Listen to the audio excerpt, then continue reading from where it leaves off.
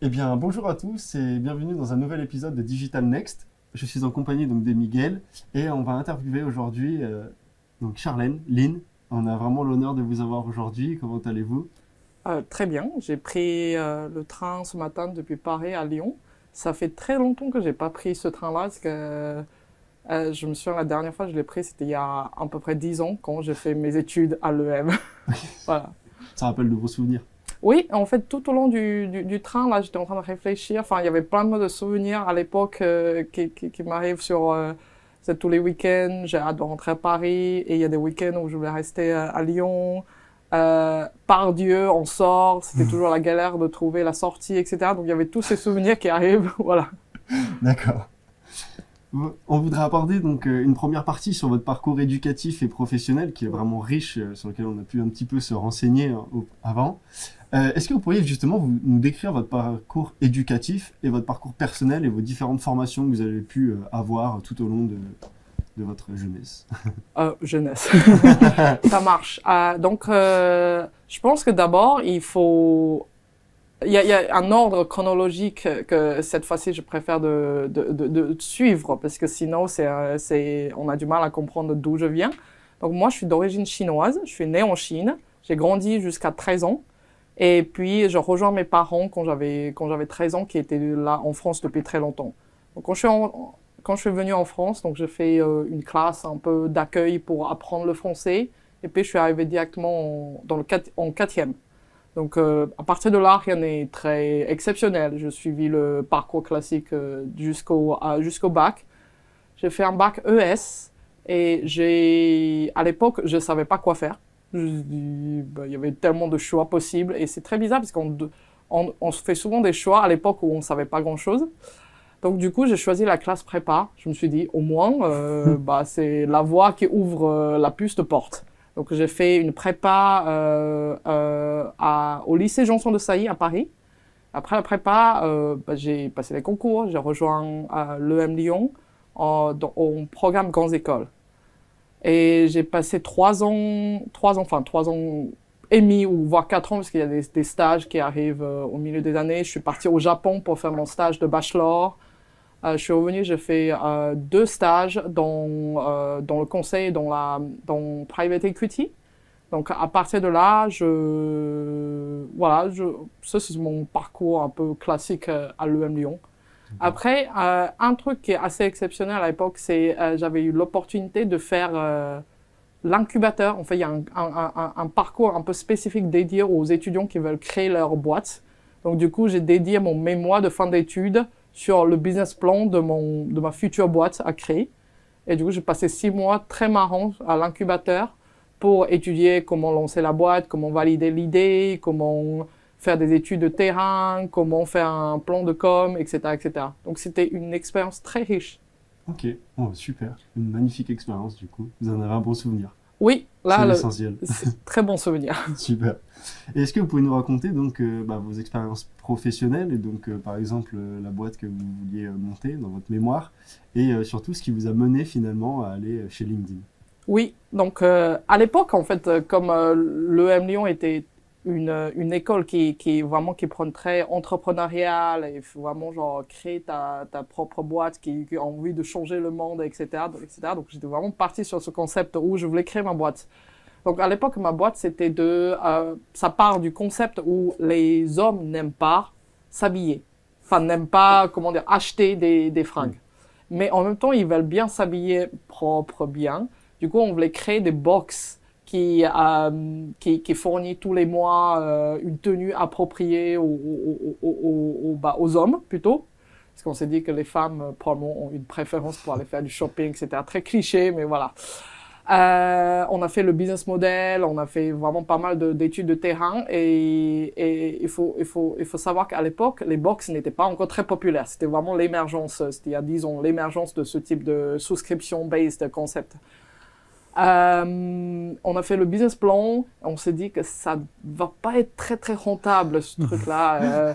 Et du coup, tout dépend de l'objectif principal, pourquoi on veut monter une boîte en fait. À l'époque, mon objectif de monter une boîte, c'est faut avoir un business model durable. C'est que je voulais pas monter juste parce que c'est sympa d'avoir le titre founder, mais je voulais un business qui est sur le papier et sur le terrain rentable. Mais quand je regarde un peu le business plan, je dis bon, ça va jamais être rentable, je trouve pas de moyens. Et du coup, avec mon co-founder à l'époque, on a décidé de dire que en fait, on réitère cet objectif un peu plus tard. Et on va partir sur un peu les voies classiques de grosse boîte, stage, etc. Donc du coup, j'ai fait un stage dans un fonds d'investissement qui s'appelle Amundi Private Equity Fund. Donc j'analyse les boîtes, j'essaie de trouver des boîtes qui sont intéressantes pour investir au nom de la boîte, bien sûr. Et puis après, j'ai fait un stage dans M&A, donc Merger Acquisition, chez une boîte de paiement. Je pense que vous voyez également, c'est la boîte qui fabrique les terminaux de paiement. Donc si vous voyez, il y a toujours, c'est marqué Ingenico, donc ils ont quasiment le monopole du marché en France. Donc j'ai fait ces deux stages-là et je sais toujours pas quoi faire. C'est grave quand même. C'est toujours flou. C'est que je fais des stages parce que je peux et non pas parce que j'ai envie. Donc du coup, je me suis dit, ok, je me tente une dernière chance, ce qui est, j'ai fait pas mal de stages un peu dans la finance, donc pourquoi pas un peu plus stratégie, c'est-à-dire que réfléchir un peu aux grandes questions un peu stratégiques à poser à long terme. Donc du coup, je rejoins Accenture Stratégie. Donc à l'époque, c'était encore une toute petite entité, on était une quarantaine. J'ai passé un peu des entretiens d'études de cas, etc., etc. Et j'ai trouvé que j'adorais résoudre les problèmes qu'on m'a posé en études de cas. Donc je trouve du plaisir de passer des entretiens là-bas. Je me suis dit, ça doit être un bon signe que c'est quelque chose qui me correspond. Donc du coup, je rejoins Accenture Stratégie où j'ai passé 3 ans et demi là-bas. Je me souviens, le premier projet que j'ai fait, c'est comment refaire le système immigration en France pour que la naturalisation, le titre de séjour soit façonné en fonction de la durée des études des étudiants, par exemple. Comment on refait la visite médicale, comment on essaie de trouver des talents. Donc c'était un sujet qui me parlait beaucoup parce que je faisais partie du lot. Donc ça m'a passionné et puis par la suite, j'ai fait beaucoup de projets sur aider les banques à digitaliser, aider je me souviens que j'ai aidé les entreprises, par exemple, de refaire des unités pour que ça soit plus efficace, aider les supermarchés à optimiser les coûts. Donc, il y avait une variété de sujets très, très différents. 3 ans et demi après, il est temps que je me pose vraiment la question, qu'est-ce que j'ai envie de faire à nouveau. LinkedIn m'a contacté. Ils m'ont dit, j'ai un poste super intéressant, mais c'est à Dublin, en Irlande. À l'époque, j'étais bien tranquille à Paris, c'était sur la partie de acheter un appartement, j'ai quelques d'autres offres dans d'autres cabinets de conseil, etc. Donc, le poste qu'on m'a proposé c'est de faire la stratégie pour LinkedIn en Europe. C'était trop beau pour refuser. Parce que ce type de poste n'existe rarement, en fait, en dehors de leur headquarter qui est aux US. Et le fait de pouvoir faire ça et de travailler dans une boîte où, en fait, LinkedIn, je l'utilise tous les jours, je crois à la mission de la boîte, aider les gens à trouver des jobs et connecter entre les professionnels. Donc, je crois vraiment à la mission de la boîte. Et le poste est vraiment trop beau pour que je puisse refuser. Donc, j'ai tout plaqué et j'ai bougé à Dublin. Donc, j'ai passé 3 ans et demi à Dublin et j'ai bougé à Paris il y a à peu près 2 ans et demi. Pour refaire le même job, puisque la boîte m'a donné une exception de pouvoir baser à Paris. Donc voilà. Et mon scope, c'est s'occuper de la stratégie de LinkedIn, notamment les deux business qu'ils ont. C'est que la partie pub, donc Digital Ads, et la partie SaaS, notamment Sales Navigator. Voilà. D'accord. C'est super intéressant. C'est une longue histoire. Voilà. Oui, c'est une longue histoire, mais enrichissante et assez intéressante pour vous finalement, parce que vous avez pu être dans plusieurs domaines sans forcément y avoir voulu y plonger un morceau de vous au final, et vous avez été contacté par des entreprises. Et donc on va en venir du coup à un nouveau sujet qui va être sur l'expérience et les défis que vous avez pu rencontrer. Je vais laisser Miguel en parler. Donc voilà, déjà, ça fait la Chine, la France, Japon, Dublin. Vous êtes une personne qui a touché à beaucoup de pays. Et est-ce que cet aspect multiculturel à votre personne a été un atout le long de votre carrière? Oui, ça fait forcément un atout parce que en même temps, en fait, sur le parcours, je me suis pas forcément rendu compte parce que ça fait tellement partie de mon ADN que, tu sais, je parle français à l'école, je parle chinois chez moi et je parle l'anglais au travail. Parfois, en fait, je sais même plus quelle langue je parle, tellement il y avait tellement de mix là-dessus. Le fait de En fait, à l'école, on enseignait souvent genre management multiculturel, etc. Il faut avouer qu'à l'époque, on n'a pas fait face à la situation, on était de ouais, c'est un peu quelques concepts un peu flous, comment on les applique, etc. En fait, ce sont des concepts super importants. Je donne un exemple. Quand je suis arrivée chez LinkedIn, donc c'était la première fois que j'ai autant d'interactions avec les Américains. Donc j'ai fait un meeting super important pour présenter un gros projet. Donc pendant ce meeting-là, en fait, les Américains en face étaient assez engagés, ils disaient c'est pas mal, voilà. Donc ils n'ont pas donné trop de feedback ou ils étaient genre en mode knocker la tête et tout, ça va. Donc il s'avère qu'après le meeting, donc je fais un débrief avec mon boss. Il dit bon bah ça s'est bien passé, c'est bon, on a le go de tout le monde. En fait non, c'est des signes que les gens démontraient au meeting qui disent qu'en fait, ils ont des réserves que moi, j'avais pas compris. Parce que moi, j'ai compris que si tu as des réserves, bah, tu le dis explicitement. Genre, je suis pas d'accord sur ce point-là. Mais en fait, dans ce meeting-là, où les Américains ont plus l'habitude de ne pas dire non, mais en fait, tout se passe derrière. Et c'est des messages sous-entendus que j'avais pas captés. Parce que si j'avais pas compris comment ça incorporer ce côté où, en fait, les gens dans des cultures différentes ont une manière très différente de réagir au feedback dans le meeting. Et quand est-ce que c'est un non, quand est-ce que c'est un oui, bah, je vais partir sur mon projet qui est un projet comme un gros impact en croyant que tout le monde est d'accord, alors que non, c'était pas du tout le cas. Là, c'est vraiment une question de culture finalement, Oui, qui est vraiment différente entre vous, les Américains, et les autres personnes. ouais, et après, parle même pas au côté Asie ou en Inde, au Japon, je pense que tout le monde a pu entendre parler de ce type de cliché, comment les gens font du business là-bas. Mais en fait, la réalité, c'est que c'est jamais aussi extrême que les clichés, mais il y a un certain degré de ça qu'il faut incorporer dans la manière où on communique. D'accord. Et donc, est-ce que vous servez aussi un peu en intermédiaire entre plusieurs équipes, Américains, Europe et Asie? Oui, en fait, ça fait quasiment partie je pense que le plus gros de mon job là-dessus, c'est qu'il s'avère que, en fait, quand on fait un job de stratégie, ça a l'air un peu classe, stylé en mettant un mot stratégie, mais finalement, la stratégie un peu stratosphérique ou dire que dans 3 ans on va faire ça, dans 5 ans on va faire ça, c'est, disons, relativement facile. Parce que tu regardes un peu les tendances actuelles, tu anticipes un peu ce que les autres vont faire, tu regardes un peu ce que nous, on sait faire. Donc, généralement, les réponses sont plus ou moins autour de quelques options. Après, c'est de faire le choix de quelle est l'option qu'on veut y aller. Mais le plus dur dans la stratégie, de faire en sorte que tout le monde soit aligné, de savoir là où on va et mobilise les ressources et aligner sur le timeline pour y aller. Et pour pouvoir faire ça, dans un monde, enfin, LinkedIn est quand même présent dans, on ne sait plus compter le nombre du pays, mais quasiment dans le monde entier, où il y a des équipes partout dans le monde entier et ils s'occupent des fonctions très différentes, que ce soit marketing, produits, les sales, les supports, etc., etc.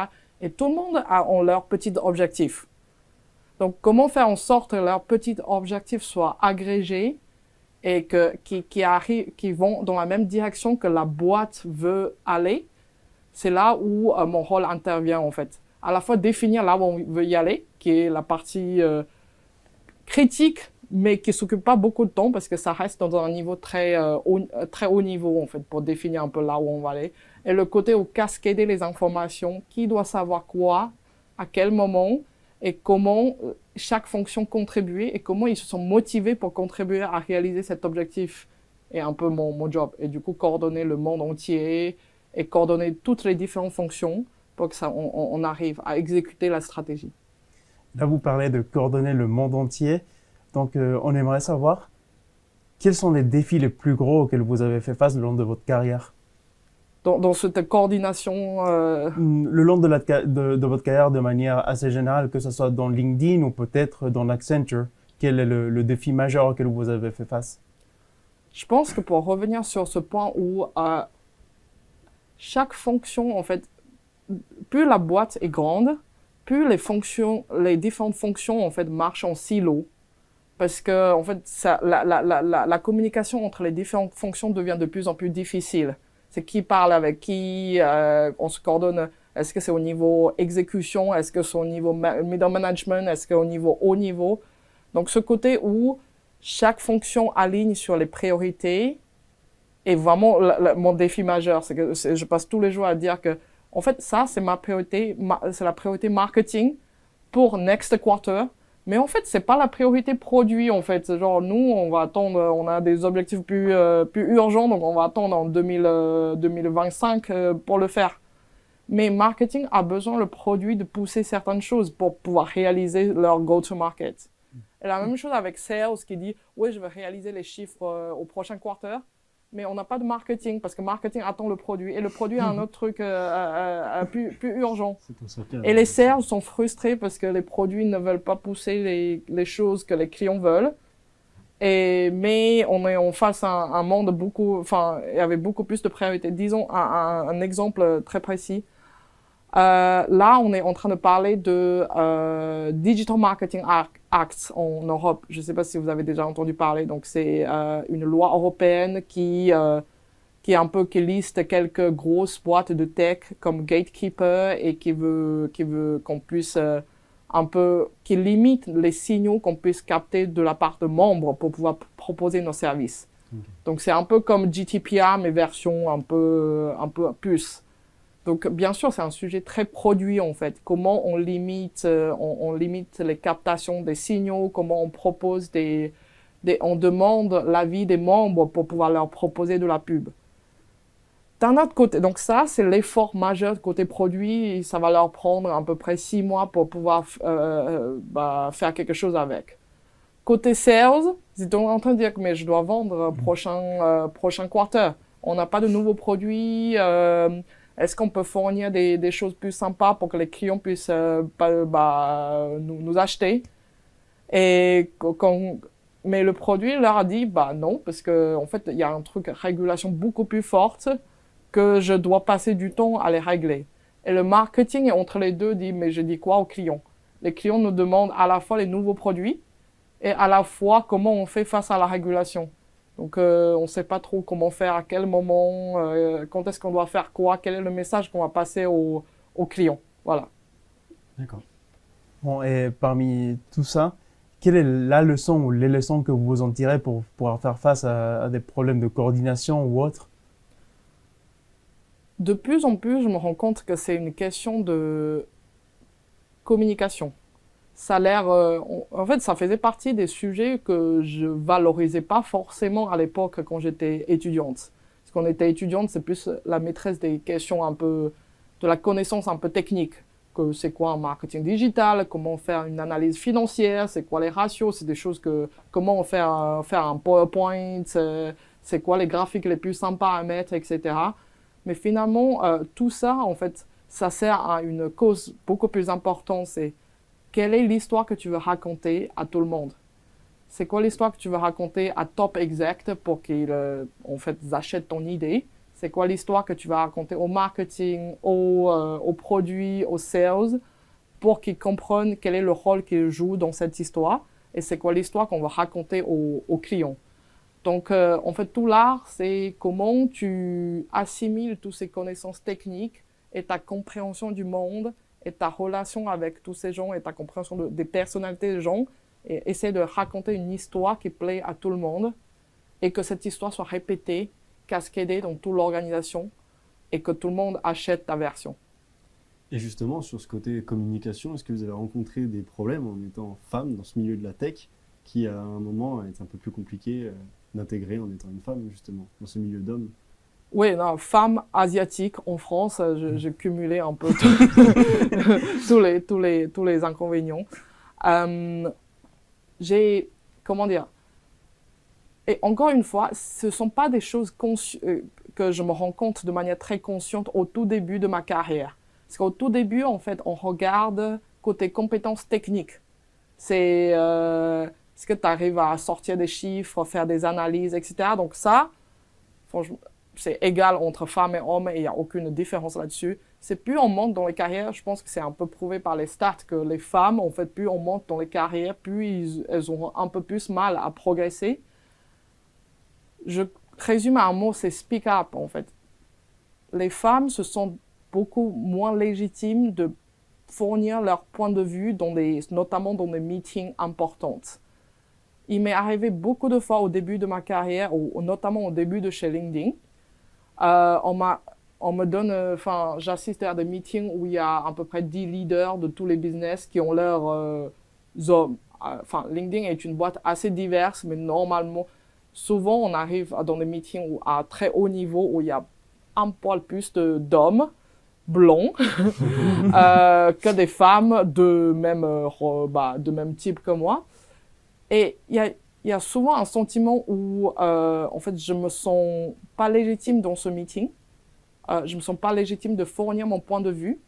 Et je pense que ce sentiment, ça arrive à tout le monde. Il n'y a pas de distinction entre hommes et femmes, mais il y a un peu plus souvent chez les femmes où, en fait, on n'a pas un autre exemple en face de nous qui fait pareil. Donc, du coup, comment il n'y a pas un rôle modèle à copier, on se sent un peu moins légitime. Et on se dit, j'ai une opinion à partager, mais je ne sais pas si c'est le bon forum, je ne sais pas à qui je dois partager. Donc au début, je faisais souvent one-to-one. C'est que si j'ai quelque chose à partager, je ne le faisais pas forcément dans un grand forum, mais j'ai essayé de demander à quelqu'un, genre un peu en one-to-one, j'ai un point de vue, est-ce que ça te paraît bien comme point de vue? La recherche de la validation d'abord, avant de pouvoir parler hautement, à haute voix. C'est un biais que je suis, au fur et à mesure de mon temps, d'être conscient de ça. Donc, j'essaie de mitiguer, bien sûr. Je me donne des objectifs comme quoi, chaque meeting, dès que j'ai une opinion à partager, que ce soit bonne ou pas bonne, je me suis dit, il faut que je le partage. En étant consciente que les gens vont probablement les challenger, mais c'est pas grave. Tu vois, au moins, j'ai partagé ma perspective et mon point de vue. C'est très stressant, mais voilà. Et vous nous avez exposé un peu les défis auxquels vous avez fait face lors de votre carrière dans LinkedIn. Mais est-ce que vous avez retrouvé des défis similaires en étant une femme entrepreneuse lorsque vous avez essayé de lancer votre boîte de boxe? À l'époque, non. Parce que, en fait, c'est comme je dis, au tout début de la carrière, on se rend pas forcément compte parce que c'est comme moi à l'époque dire qu'il n'y a pas de distinction entre femmes et hommes. On peut faire aussi mieux que les hommes. C'était ce type de mindset qui est très bon. Mais c'est à la fin, ces derniers temps que je me suis rendu compte que en fait, il y a des avantages d'être une femme, il y a des avantages d'être un homme. Faut juste être conscient des biais qu'on a et mitiguer ça. Par contre, depuis l'année dernière, j'ai commencé à être mentor dans un incubateur qui est à Paris, qui est un peu qui aide les femmes entrepreneurs à monter leur boîte. Donc du coup, j'ai passé beaucoup de temps à coacher des jeunes, des startups qui sont fondées par les femmes parce que je trouve que, en fait, souvent, elles rêvent pas assez grand. Elle n'ose pas. Elle n'ose pas ou elle se dit, avant de rêver le plus grand, genre, parce que j'ai croisé certains, dans le cas de LinkedIn, parfois j'ai parlé à certains startups en mode achat ou vraiment être inspiré par ce qu'ils font. C'est souvent les jeunes CEO qui pitchent, genre, je veux changer le monde, ce truc je vais être le leader mondial de quelque chose comme ça. Alors que c'est un caractère que je vois beaucoup moins chez les femmes parce que probablement, elles sont beaucoup plus réalistes, en quelque sorte, de dire que, de toute façon, je ne cherche pas à changer le monde. Ça ne va jamais être possible. Je vais juste créer mon petit truc dans mon coin et voir si ça marche ou pas. Il y a son avantage, c'est que c'est très execution, très terre à terre, mais ce type de discours ne va pas plaire aux investisseurs. Parce que si vous me dites que j'ai une taille de marché qui est uniquement 1 million en France, parce que j'ai calculé le truc à 10 millions, mais en fait, je fais que ce petit-là parce que je sais ce que je veux faire, ça va jamais attirer les investisseurs de mettre de l'argent parce qu'on rêve pas assez grand. Voilà. Et justement, par rapport à cette expérience donc, que vous avez au sein de cet incubateur et au sein d'associations ou autres, Oui. Quelle est la vision finalement que vous avez du paysage pour les futures, les futures entrepreneuses ou entrepreneurs même dans le monde de la tech? Quelle est ma vision? Je pense que là, avec en fait, la technologie est à la portée de tout le monde. On commence à avoir des rôles modèles très intéressants, le CTO de OpenAI par exemple, ou pas mal le COO de Coinbase qui est actuellement le PDG je pense. Enfin, en fait, on commence à voir l'émergence de beaucoup plus de femmes leaders qui servent comme rôle modèle que pour que les jeunes, femmes entrepreneuses peuvent dire qu'en fait, on peut rêver très très grand et on peut arriver. C'est pour ça que je reviens souvent sur le côté rôle modèle et d'où ça explique ma volonté récemment de vouloir connecter à la communauté à l'EM ou dans d'autres associations également. C'est qu'à l'époque, moi, j'avais pas de rôle modèle. Je suis arrivé chez Accenture Stratégie, je pense qu'il y avait genre 2-3 têtes asiatiques. J'étais la seule femme asiatique dans mon entité. Donc du coup, en fait, les gens savent qui je suis immédiatement parce que j'étais la seule tête qui n'est pas européenne. Et je suis arrivée chez LinkedIn, je commence à avoir un peu plus de monde, mais il n'y a jamais ce femme leader assez forte dans le domaine. Et en France également, j'ai pas fait de mes recherches très approfondies, mais j'avais rarement vu des femmes leaders dans des entreprises CAC 40, une tête asiatique qui arrive à un poste de direction très importante. Donc du coup, j'ai un peu cherché ma voie, essayé de trouver sur qui je peux m'inspirer. Et là, pour les jeunes femmes entrepreneuses ou même entrepreneurs de manière générale, premièrement, la technologie est à la portée de tout le monde. Donc tout le monde a le droit de réussir et peut réussir. Et il faut juste se poser la question, quel est le problème que tu veux résoudre? Et quelle est l'histoire que tu veux raconter qui plaît à tes clients, donc la personne qui va payer, la personne qui va utiliser, et quelle histoire que tu veux raconter à tes investisseurs et au monde. Et pour les jeunes femmes entrepreneuses, elles regardent un peu, il y a beaucoup de femmes qui ont déjà réussi. Donc, c'est possible, tout est possible. Voilà. En fait, c'est vrai que dans votre travail, donc, vous vous sentiez quand même bien, à l'aise et à votre place. Comme vous disiez, c'était compliqué un petit peu au début de donner votre avis. Et aujourd'hui, quels sont les aspects de votre travail qui vous donnent le plus de satisfaction? Comme je dis, j'adore résoudre les problèmes. Donc, après, s'il n'y en a pas, je cherche de créer un. Non oui. En fait, dans mon travail, j'adore le côté un peu prospectif et conceptuel, de créer quelque chose qui n'existe pas encore, mais on se pose la question si ça peut exister. Et du coup, on mobilise toutes les ressources pour pouvoir faire le test. Donc,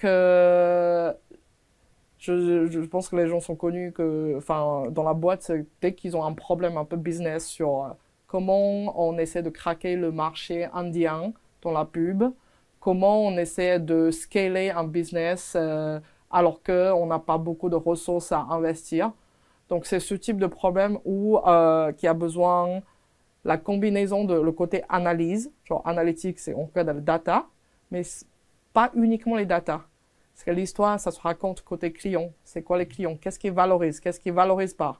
Et on regarde un peu qu'est-ce qui est techniquement faisable et qu'est-ce qu'on pourrait faire. Parce que comme LinkedIn est backé par Microsoft et un peu leader dans certains domaines, en fait, ça nous donne l'opportunité de créer un précédent, en fait. On n'a pas forcément besoin de regarder ce que les autres font et essayer de copier. C'est que on a la capacité d'observer la concurrence, l'environnement extérieur, le macro, ce que les clients veulent, et de forger notre conviction et créer quelque chose qui n'existe pas. C'est une sorte d'entrepreneuriat, mais avec plein d'argent. Est-ce que vous avez du coup un projet ou un problème que vous avez pu résoudre, dont vous êtes particulièrement fier aujourd'hui, au sein de LinkedIn? Euh, j'ai résolu beaucoup trop de problèmes, donc je sais pas trop comment. Je vais raconter l'histoire d'un problème que je suis assez fier. On n'a pas résolu ça à 100%, mais je pense que c'est une bonne voie. Euh, LinkedIn est une boîte très secteur privé.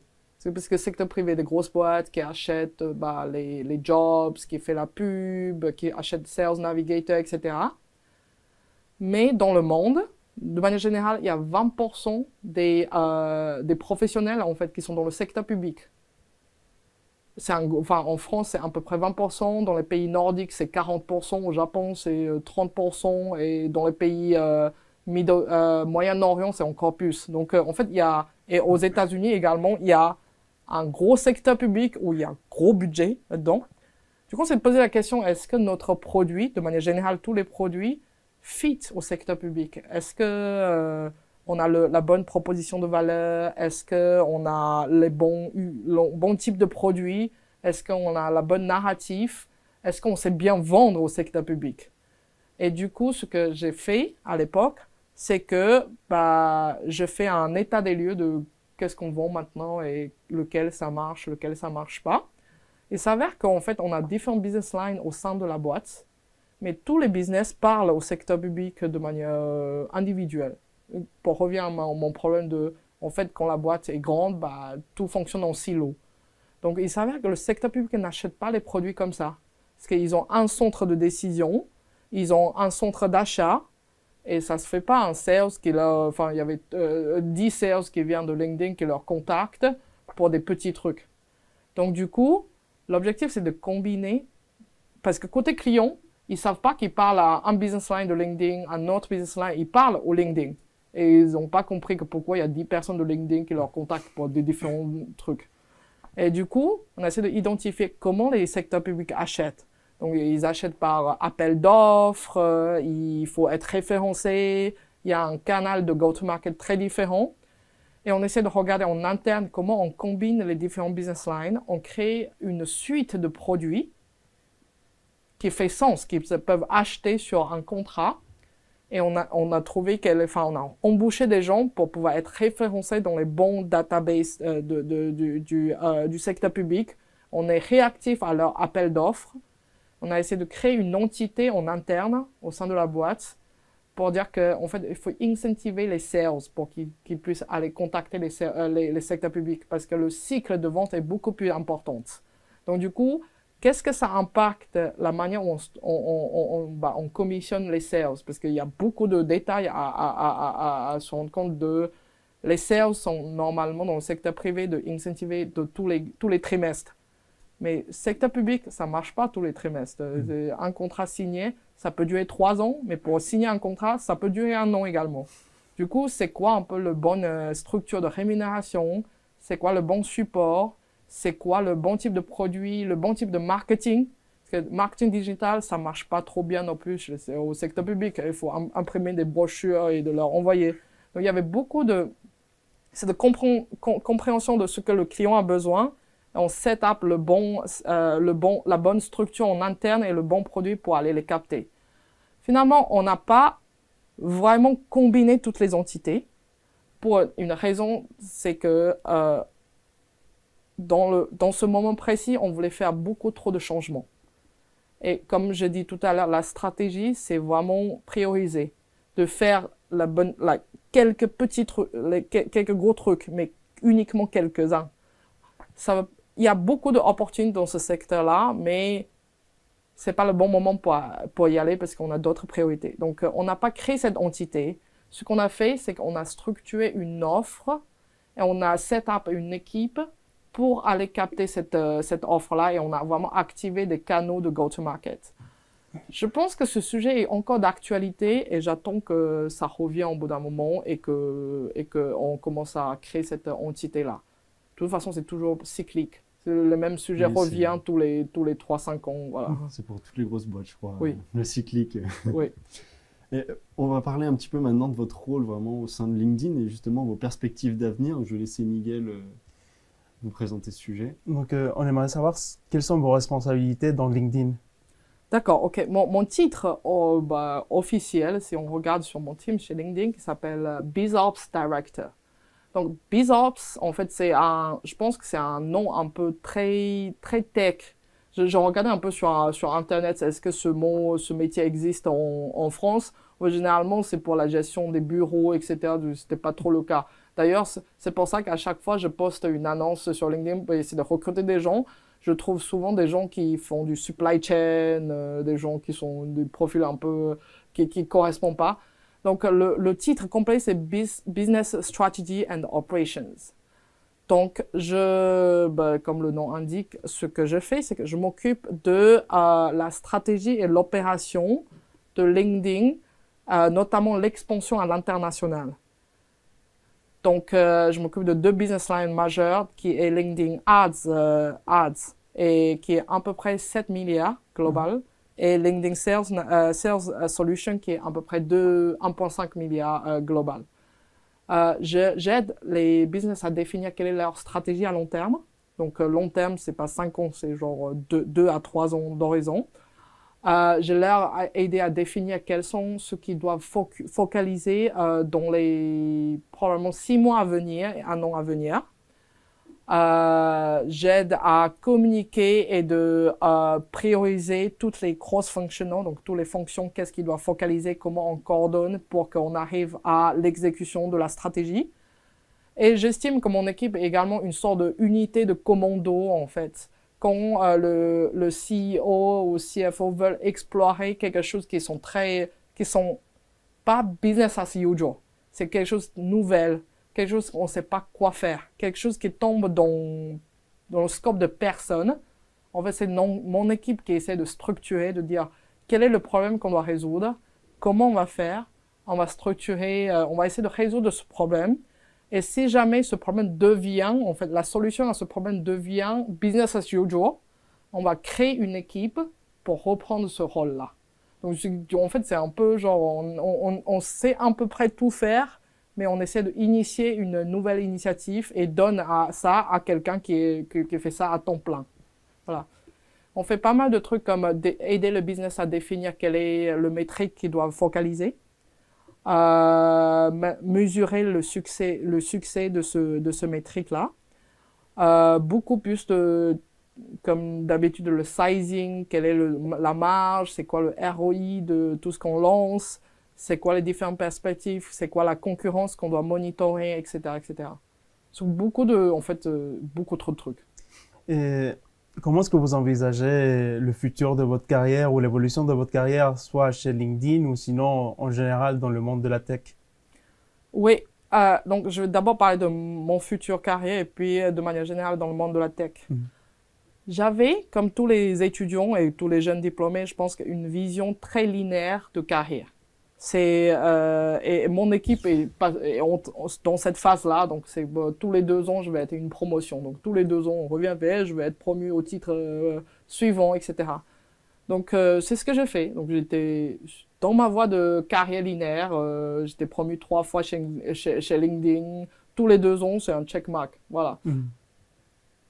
Après, il n'y a plus de linéaire, en fait. Donc, du coup, là, je peux jumper et de prendre un truc totalement différent demain, ou ça peut attendre 5 ans. Parce que, en fait, on juge qu'à ce stade de seniorité, en fait, il n'y a plus de checkmark. Tout dépend du scope que tu veux prendre. Et on m'a donné ce poste parce qu'on pense que le potentiel de faire autre chose après. Donc là, ce que j'ai fait, j'ai essayé de développer mon équipe. Donc je veux qu'eux, ils passent par ce stade-là pour grimper, pour suivre cette carrière un peu linéaire là-dessus. Et ma perspective d'évolution, c'est que là, je ne recherche plus un nouveau titre ou quelque chose qui apparaît sur papier très stylé. C'est le cas, voilà, on veut un titre stylé, etc. Je cherche apprendre de nouvelles choses, des nouveaux problèmes, des problèmes de plus en plus grands, des problèmes de plus en plus impactants à résoudre. Là, par exemple, l'intelligence artificielle, on incorpore beaucoup dans la boîte. Un peu front-end, back-end, matching, un peu partout. La question qu'on se pose, c'est que d'abord, premièrement, quels sont les biais dedans? Comment on évite des biais qui sont à la fois liés à l'ethnicité, liés au genre ou liés aux langues? C'est quoi? Comment on fournit la bonne valeur à la bonne personne et que créer une sorte d'équité? Ça, c'est une grande question. Une autre question, c'est quel est l'impact de la pub digitale pour l'environnement? Parce qu'on se posait souvent la question de pollution industrielle, etc. Mais le fait qu'on envoie un mail, le fait qu'on fait la pub et il y a le serveur qui tourne, il y a l'intelligence artificielle qui fonctionne derrière, il y a de l'impact environnemental. Et personne n'arrive à vraiment mesurer parce qu'il n'y a pas de framework là-dessus. C'est comment on fait ça. Donc là, ce qui me passionne et bon, ce que je cherche à LinkedIn, c'est que la capacité que la plateforme me donne, la capacité ou toutes les ressources nécessaires pour résoudre des problèmes impactants qui me passionnent en fait. Parce que je trouve que c'est des sujets importants. Et là, je ne sais pas si je parle trop longtemps, je vais faire rapidement le côté des jeunes dans la tech. La tech, c'est un domaine très très vaste. Que ça pourrait être des plateformes sociales parce que c'est les plus visibles en fait, parce que les consommateurs, enfin, on utilise tous les jours, mais il y a beaucoup de trucs au back-end qui sont pas visibles. Il y a beaucoup de B2B, etc. Donc, les gens qui veulent entrer dans la tech, enfin, ils savent ce qu'ils ont. C'est que rapidité, tout croît à deux chiffres, on voit parfois, parce que j'ai vécu l'époque où on croit à 3 chiffres également sur certaines business lines. Les gens sont généralement smart, exécutants, boîtes multinationales, etc. Il y a tous les avantages. On n'a plus de repas gratuits, enfin, on n'a pas de repas gratuits en France, mais en Irlande, on mange très bien.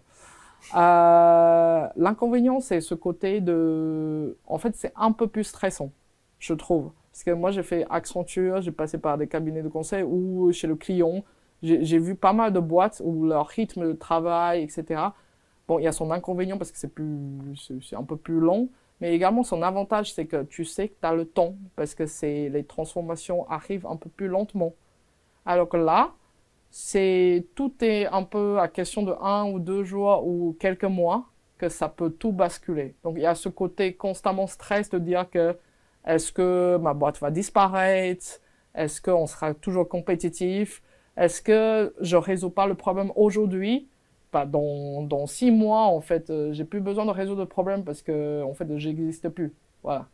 Donc, c'est le côté un peu stress qui arrive avec.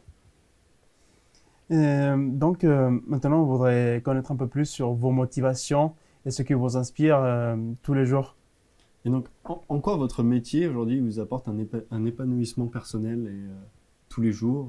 Est-ce que ça dépend vraiment du nouveau poste, du nouveau titre que vous avez eu, ou c'est plutôt les missions qui apportent cet épanouissement? Comme je dis, en fait, le métier de stratégie, l'avantage, c'est que j'ai un oreille directe de C-level de LinkedIn. C'est que dès qu'ils ont une question un peu importante, ils appellent mon équipe.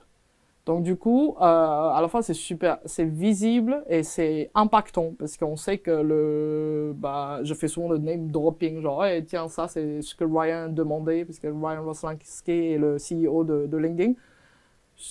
Toute la boîte sait que quand mon équipe intervient, c'est un sujet important. Donc c'est un peu, il y a le côté où c'est le bras droit ou un peu le commandant spécial de CEO, de C-level, qui fait que en fait ça marche beaucoup plus, ça marche mieux. Mais en même temps, à la fois, dès qu'il y a un projet où il y a BizOps, ça veut dire que c'est un projet compliqué. Et comme j'ai dit, je suis passionné par résoudre les problèmes. Le plus complexe, plus c'est complexe, plus ça me passionne. Donc essayer de décortiquer, décomposer, de savoir comment on fait en sorte que ce problème a une solution et quelque chose qui me passionne.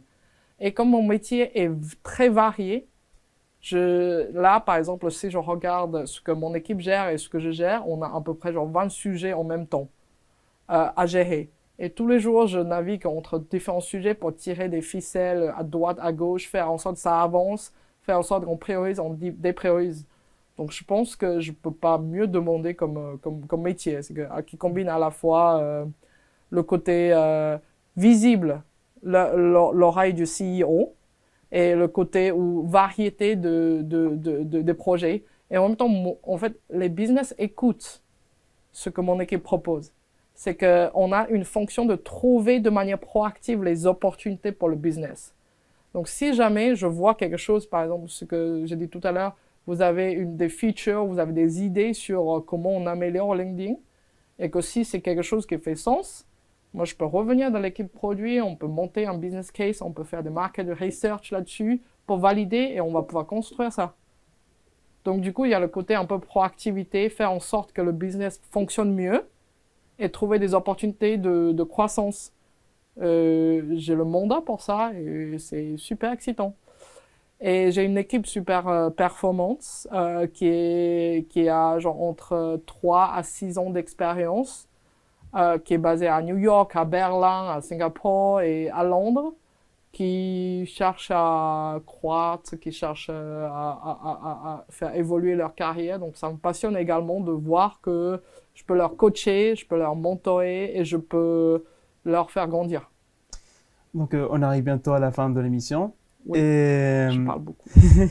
non, mais c'est très intéressant et tu as expliqué comment tu t'épanouis dans ton travail, mais je veux savoir aussi comment est-ce que ton travail est utile aux autres? Tu as parlé de mentoring. Est-ce que tu cherches d'une manière à devenir cette figure exemplaire que toi, tu n'as pas eu l'opportunité d'avoir quand tu as commencé ta carrière? Oui, en fait, j'ai traversé une longue réflexion sur.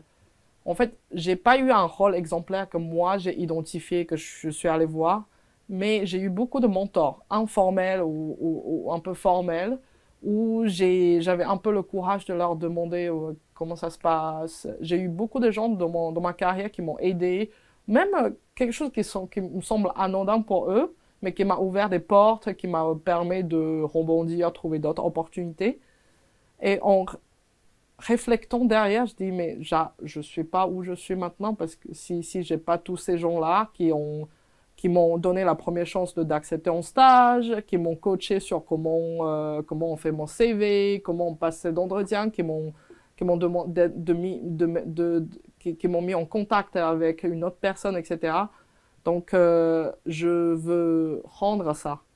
C'est quelque chose de très profond pour moi de dire que je voudrais que les autres ont autant d'opportunités, ou voire plus d'opportunités que moi, et de voir qu'il y a d'autres qui peuvent, et comment on dit ça en anglais, qu'on enlève le plafond de verre, de tout le monde de dire que c'est possible. C'est juste faire le travail, de être mentoré, s'il y a quelqu'un qui vous guide, tout est possible. Et est-ce que c'est ça, ce qui t'inspire tous les jours à faire ton travail, ou est-ce que tu as une autre motivation qui est encore plus puissante que celle-ci? Je pense que j'ai déjà dépassé la motivation argent. En fait, au bout d'un moment, je gagne bien ma vie, mais je suis pas millionnaire non plus, mais je gagne bien ma vie. Le fait qu'on m'augmente encore 20% ou 50% ne va pas changer radicalement mon style de vie. Donc, j'ai eu bien d'autres offres qui m'ont dit, voilà, on t'augmente 20% ou 30%, etc., que je voulais pas y aller. Donc, je comprends qu'au tout début de ma carrière, bien sûr, une augmentation de 5%, c'est important, il fallait fighter. Mais j'ai plus besoin d'argent. J'aurais pu chercher un titre plus prestigieux, mais je suis pas mal non plus. Donc, après, on pourrait être des titres prestigieux, mais qui veulent pas dire grand-chose. Donc, c'est pas ça ce que je cherche également. Ce que je cherche, c'est résoudre les problèmes qui sont les plus impactants pour le monde, le plus grand possible. Essayer de contribuer ma part, petite part, mais ma part de pied d'édifice là-dessus. Être un rôle modèle pour les gens, pour dire que tout est possible. Et il y a des choses que moi, j'ai pas réussi non plus. Mais au moins, je montre ce que j'ai réussi ou ce que j'arrive pas, de donner un exemple aux autres. Et troisième, c'est vraiment élever mon fils dans un environnement heureux et épanoui et lui montrer également que dans le monde, tout est possible et pour qu'il soit quelqu'un de bien. Avant de terminer donc cette Mon interview, fils qui voit, il va être content un jour. Avant donc de terminer cette interview et de conclure, est-ce que tu aurais une citation, une phrase qui t'a toujours guidé tout au long de ta carrière, de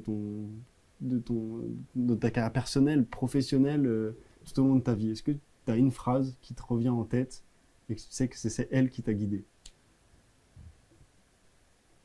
J'ai une phrase en tête et en fait c'est la phrase que mon mari m'a partagée, qui m'a beaucoup parlé, donc je vais réciter. Après il sera content également quand il voit ça. C'est faut viser le ciel, au pire on tombe dans les étoiles ou quelque chose comme ça. Viser la lune. Viser la lune et puis on tombe dans les étoiles. Voilà.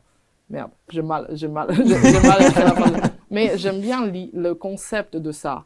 C'est-à-dire qu'il faut rêver grand. Et il faut viser le plus grand possible. Et tu mobilises toutes tes ressources pour arriver. Après, au pire, bon, tu as moins bien que ça, mais c'est toujours mieux si tu commences par viser petit. Et donc, voilà, vous nous parlez de rêve.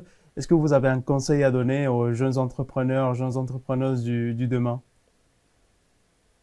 Votre phrase, votre citation à vous-même.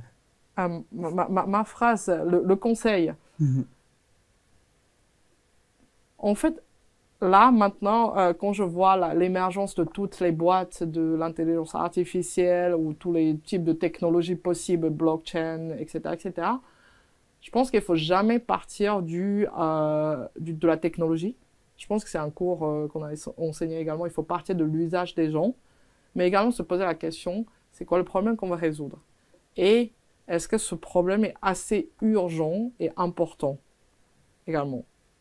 C'est là où, à partir de là, où on peut créer vraiment des business qui sont rentables, qui sont durables, et que même en termes de personnel, la fondateur ou le fondateur ou la fondatrice, c'est quelque chose qui vous parle, qui correspond à vos valeurs, et c'est quelque chose que tu veux vraiment faire.